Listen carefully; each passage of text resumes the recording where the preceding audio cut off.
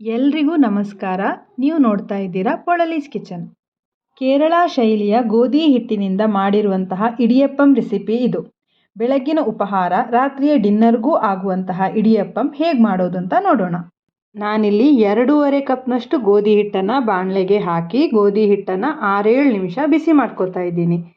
ನಂತರ 2.5 ಕಪ್ ನೀರಿಗೆ ರುಚಿಗೆ ತಕ್ಕಷ್ಟು ಉಪ್ಪು, 1 ಚಮಚ ಎಣ್ಣೆ ಹಾಕಿ ನೀರನ್ನು ಕುದಿಯಲು ಬಿಡಿ. ಹೀಗೆ ಕುದಿಸಿರುವ ನೀರನ್ನು ಗೋಧಿ ಹಿಟ್ಟಿನ ಮಿಶ್ರಣಕ್ಕೆ ಹಾಕಿ ಒಂದ್ಸಲ ಚೆನ್ನಾಗಿ ಮಿಕ್ಸ್ ಮಾಡಿ ಮುಚ್ಚಳ ಮುಚ್ಚಿ. ಗಂಟಿದ್ರೂ ಪರವಾಗಿಲ್ಲ, ಮುಂದೆ ಇದನ್ನು ಚೆನ್ನಾಗಿ ನಾದೋದಿದೆ. ಗ್ಯಾಸ್ ಉರಿ ಈ ಹಂತದಲ್ಲಿ ಸಿಮ್ನಲ್ಲೇ ಇಟ್ಟಿರಿ. 2-3 ನಿಮಿಷದ ನಂತರ ಮುಚ್ಚಳ ತೆಗೆದು ಮಿಕ್ಸ್ ಮಾಡಿ ಸ್ಟವ್ ಆಫ್ ಮಾಡಿ. ನಂತರ ಪುನಃ ಮುಚ್ಚಳ ಮುಚ್ಚಿ ಸ್ವಲ್ಪ ಬಿಸಿ ಆರಲು ಬಿಡಿ. ಈಗ ಹಿಟ್ಟನ್ನು ನಾವು ಚೆನ್ನಾಗಿ ಇಲ್ಲಿ ನಾದಬೇಕಾಗಿದೆ. ಕೈಗೆ ಎಷ್ಟು ಬಿಸಿ ನಿಮ್ಗೆ ತಡೆಯೋಕ್ಕಾಗತ್ತೋ ಅಷ್ಟು ಬಿಸಿ ಇರಬೇಕಿದ್ರೆ ಹಿಟ್ಟನ್ನು ಚೆನ್ನಾಗಿ ನಾದ್ಕೊಳ್ಳಿ. ನಾದ್ಕೊಂಡಿರುವ ಮಿಶ್ರಣ ಚಪಾತಿ ಹಿಟ್ಟಿನಂತಿರಲಿ. ನಂತರ ಈ ಥರ ಉಂಡೆಗಳನ್ನಾಗಿ ಮಾಡಿ ಪಾತ್ರೆಗೋ ಅಥವಾ ಹಾಟ್ ಬಾಕ್ಸ್ನಲ್ಲೋ ಹಾಕಿ ಮುಚ್ಚಿಡಿ. ಯಾಕಂದರೆ ಬಿಸಿ ಇದ್ದರೆ ಮುಂದೆ ಒತ್ತೋಕ್ಕೆ ಈಸಿ ಆಗುತ್ತೆ. ನೀವೀಗಲೇ ನೋಡ್ದಂಗೆ ಚಕ್ಲಿ ಒರಳಿಗೆ ಸೇವಚ್ಚನ್ನು ಹಾಕಿ ಸ್ವಲ್ಪ ಎಣ್ಣೆ ಸವರಿ ಮಾಡಿಟ್ಟಿರುವ ಉಂಡೆಯನ್ನು ಹಾಕಿ ರೆಡಿ ಮಾಡ್ಕೊತಾ ಇದ್ದೀನಿ.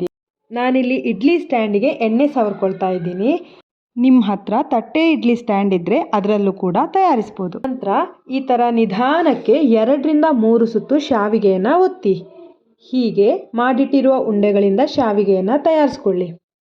ನೀವು ಮಾಡಿಟ್ಟ ಉಂಡೆ ತಣ್ಣಗಾಗಿದ್ದರೆ ಶಾವಿಗೆ ಪ್ರೆಸ್ ಮಾಡೋಕ್ಕೆ ಕಷ್ಟ ಆಗ್ಬೋದು. ಆಗ 5 ನಿಮಿಷ ಮಾಡಿರುವ ಉಂಡೆಯನ್ನು ಸ್ಟೀಮ್ ಮಾಡಿ ನಂತರ ಶಾವಿಗೆಯನ್ನು ತಯಾರಿಸಿ. ಪೂರ್ತಿ ಶಾವಿಗೆಯನ್ನು ಒತ್ಕೊಂಡಾಗಿದೆ. ಇನ್ನು ಇದನ್ನು ಸ್ಟೀಮ್ ಮಾಡೋಕ್ಕೆ ಇಡೋಣ. ಇಡ್ಲಿ ಪಾತ್ರೆಗೆ ನೀರು ಹಾಕಿ ಆಲ್ರೆಡಿ ಇಟ್ಟಿದ್ದೆ. ಈಗ ಸ್ಟ್ಯಾಂಡನ್ನು ಇಟ್ಟು 10 ನಿಮಿಷ ಹಬೆಯಲ್ಲಿ ಬೇಯಿಸ್ಕೊಳ್ಳಿ. 10 ನಿಮಿಷದ ನಂತರ ಮುಚ್ಚಳ ತೆಗೆದು ಪೂರ್ತಿ ಸ್ಟ್ಯಾಂಡನ್ನು ಕೆಳಗಿಡಿ. ಬಿಸಿ ಆರಿದ ನಂತರ ಯಾವುದೇ ಚಟ್ನಿಯೊಂದಿಗೆ ಸರ್ವ್ ಮಾಡಿ. ಸುಲಭವಾಗಿ ಇಡಿಯಪ್ಪಂ ಅಥವಾ ಶಾವಿಗೆ ಹೇಗೆ ಮಾಡೋದು ಅಂತ ನೋಡಿದ್ರಲ್ಲ.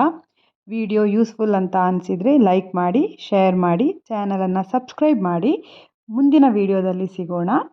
ಧನ್ಯವಾದಗಳು.